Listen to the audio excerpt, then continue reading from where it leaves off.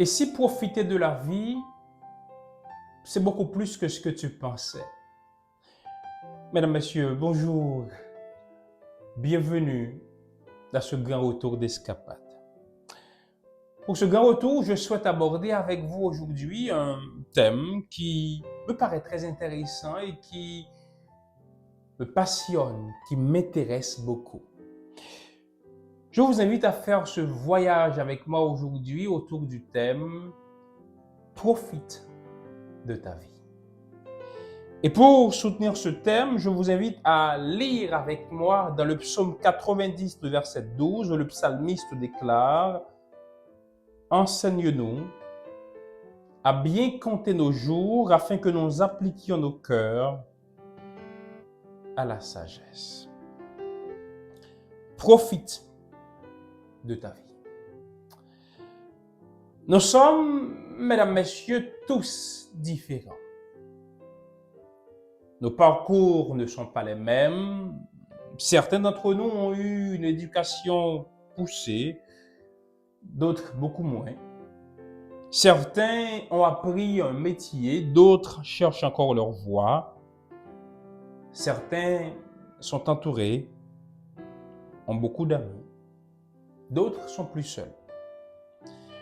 Nous nous distinguons par nos origines, par nos expériences, par nos choix, par notre éducation, par nos appartenances sociales. Mais malgré toutes ces différences, il y a une chose qui nous rassemble, une aspiration qui traverse toutes nos vies.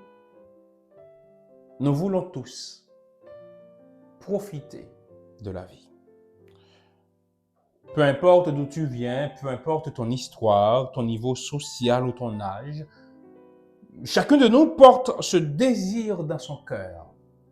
Chacun de nous souhaite profiter de la vie. Tu as sûrement déjà entendu cette expression, la vie est courte, il faut en profiter. Mais qu'est-ce que ça signifie vraiment, profiter de la vie? Pour beaucoup, profiter de la vie se résume à la recherche de plaisir immédiat. Faire la fête, boire, se divertir, dépenser sans compter, goûter à tout sans penser aux conséquences. Mais ces plaisirs qui sont généralement éphémères, pour ne pas dire toujours, laissent souvent un goût amer. Une illusion de bonheur qui masque souvent une fatigue, une culpabilité, un profond vide intérieur. Je ne suis pas là pour te dicter ta vie, ni pour être ton directeur de conscience, mais je peux t'assurer d'une chose. Profiter de la vie ne veut pas dire vivre dans l'excès, ni dans l'irresponsabilité. Il y a une autre façon, beaucoup d'autres façons plus belles, plus riches de profiter de chaque jour. Et c'est ce que je veux partager avec vous aujourd'hui. Je pense, en toute humilité, que profiter de la vie, c'est être en paix avec soi-même et avec les autres. Parce que si tu n'es pas en paix avec toi-même, tout le reste perd son goût. Tu peux avoir de l'argent, des amis, une maison, mais si ton âme est agitée, tu n'en profiteras pas vraiment. La rancune, la colère, les blessures non guéries, ce sont comme des chaînes qui t'empêchent d'avancer. Et cette paix, tu en as besoin évidemment avec les autres. Beaucoup de personnes, mesdames, messieurs, passent leur journée avec de l'amertume, de la rancœur et des liens brisés. Et tout cela leur vole leur joie. Mais quand tu décides de pardonner, quand tu choisis de te réconcilier, ton cœur s'allège. Tu découvres une liberté nouvelle. Ça aussi, c'est profiter de la vie. Vivre léger, sans haine, sans fardeau inutile. Profiter de la vie, c'est aussi se former et apprendre un métier. Dans la société d'aujourd'hui, certaines personnes dénigrent les études. D'autres pensent que l'école ne sert à rien. L'excellence est presque un péché, est presque un délit. La société fait la promotion de la médiocrité et de l'incompétence, et il arrive parfois que ça arrive même dans l'Église. Pourtant, apprendre un métier, c'est une source de joie immense. Chaque nouvelle compréhension, chaque compétence acquise te donne le sentiment de progresser. Apprendre un métier, c'est préparer ton avenir, c'est t'offrir une indépendance, c'est pouvoir te tenir debout dans la société et dire avec fierté, bien souvent, j'ai quelque chose entre mes mains, je sais faire quelque chose, et ça, je peux t'assurer, c'est une vraie fierté, sans orgueil. Il y a un bonheur profond dans les études, dans le fait de grandir, de se perfectionner, parce que chaque savoir que tu acquiers, chaque pas que tu fais, c'est une richesse que personne ne pourra t'enlever. Profiter de la vie, c'est également travailler. Beaucoup voient dans le travail une contrainte, une obligation. Mais le travail est bien plus que cela. Je concède que tu peux vouloir travailler, mais que tu n'as pas encore trouvé un travail. Je ne te prêche pas de la résignation, mais je te dis que ce n'est pas une fatalité. Ça viendra. Continue à chercher. Mais le travail, c'est une façon de profiter de la vie. Le travail donne une dignité. Si tu ne travailles pas encore, ça ne signifie pas que tu n'as pas de dignité. Le travail te permet de participer à l'effort collectif, bien que tu peux donner beaucoup plus de choses. Le travail te permet d'apporter ta contribution.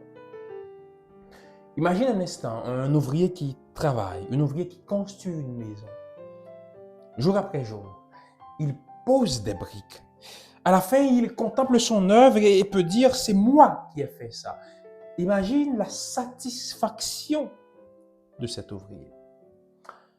Le travail ne sert pas seulement à gagner sa vie, mais aussi à trouver une joie, une fierté et une raison d'avancer. Bien entendu, celui qui ne travaille pas peut aussi trouver cette joie, cette fierté et cette raison d'avancer. Celui qui travaille et qui donne le meilleur de lui profite de la vie aussi, car il récolte non seulement un salaire, mais aussi la satisfaction d'avoir accompli quelque chose de bien. Je souligne encore une fois que celui qui travaille, qui ne travaille pas, garde encore toute sa dignité. Profiter de la vie, c'est aussi fonder une famille. Je sais que vous allez dire que je ne suis pas légitime de parler de fonder une famille. Une maison vide n'est pas un vrai foyer. Mais une maison remplie d'une famille, c'est de la chaleur, de l'amour, du partage. Bien sûr, il y a des disputes dans la maison, il y a des incompréhensions et parfois des larmes, mais il y a aussi de la tendresse, des rires, des repas partagés, des fêtes et des souvenirs inoubliables. Fonder une famille, c'est apprendre à donner, à recevoir, à transmettre des valeurs, à accompagner des vies qui grandissent et à se soutenir mutuellement dans les moments difficiles. La famille n'est pas seulement une obligation sociale, c'est un lieu de bonheur, de construction et une manière profonde de profiter de la vie.